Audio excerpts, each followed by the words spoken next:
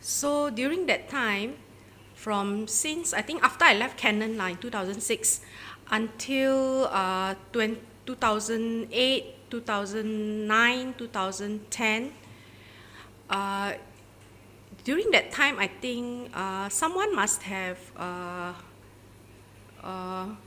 make you aware that such a thing is happening, such a network is going around. Possibly someone influenced your mother, okay? I mean, through the grapevine, to tell you that, to teach you to be careful for yourself.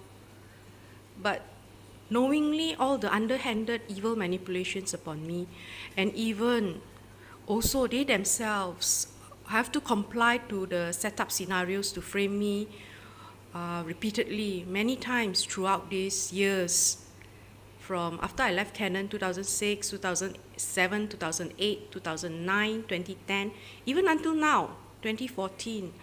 The frames and setups continue to be manipulated to cause me a loss of opportunities in the job market, in my social life also. I have to cut down on my social life. No such thing.